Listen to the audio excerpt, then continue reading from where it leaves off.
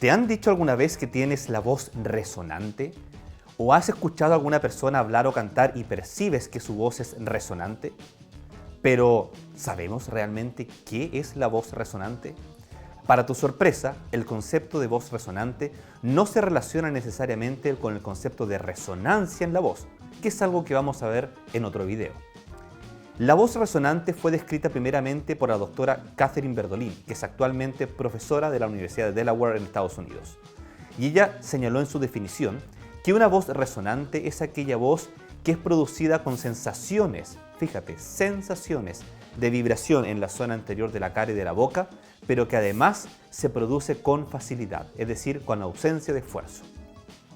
Este es un punto que, aunque suene tan crucial y tan elemental y subjetivo, es de tremenda relevancia desde el punto de vista fisiológico, porque se ha visto que para que se produzca una voz resonante, es decir, una voz que sale fácil, que no implica esfuerzo, que no implica exceso de presión ni de fuerza, pero que al mismo tiempo produzca la sensación de vibración en la zona anterior de la cara, esto depende principalmente del grado de aducción de las cuerdas vocales o pliegues vocales.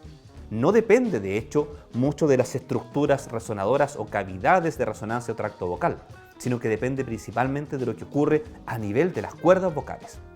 Por ejemplo, si yo hago esto, siento que mi voz fluye fácil y siento mucha sensación de vibración en la zona anterior y superior. Pero si hago esto, una voz más aireada, es decir, en donde no existe una correcta aducción o cierre de los pliegues vocales o cuerdas vocales, yo no siento tanta vibración. Mira, inténtalo tú. Primero voz normal y luego una voz aireada. Siento algo de vibración, pero no tanta vibración. Por lo tanto, el juego que estamos haciendo acá es cuánto se juntan las cuerdas vocales. Pero vamos ahora al otro extremo. Una voz apretada, con un grado de aducción o de cierre de las cuerdas vocales exagerado, que no es obviamente sano para tu voz. Y cuando hago esto, yo realmente siento mucha vibración en la zona anterior, incluso más que cuando lo hacía con la voz normal. ¿Pero eso es fácil? No. Por lo tanto, no es una voz resonante.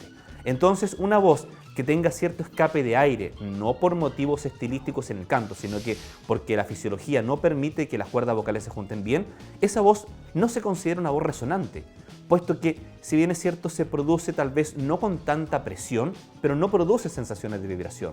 Por el contrario, si tenemos una voz que se produce con mucha sensación de vibración, pero con ausencia de facilidad porque estamos poniéndole mucha presión y las cuerdas vocales se juntan muy fuerte, tampoco eso es el reflejo de una voz resonante. Sentimos vibración, pero no sentimos la voz fácil. Entonces, la voz resonante es aquella voz, según lo que define la doctora Kiri Berdolini, cuando producimos una voz que produce sensaciones de vibración, pero al mismo tiempo sensaciones de facilidad, no de exceso de trabajo, no de exceso de fuerza y no de exceso de presión.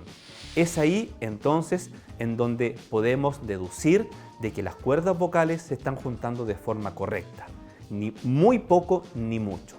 Entonces, el concepto de voz resonante, aunque te sorprenda, más que relacionarse con las cavidades de resonancia o tracto vocal, se relaciona con la función que ocurre a nivel de los pliegues vocales.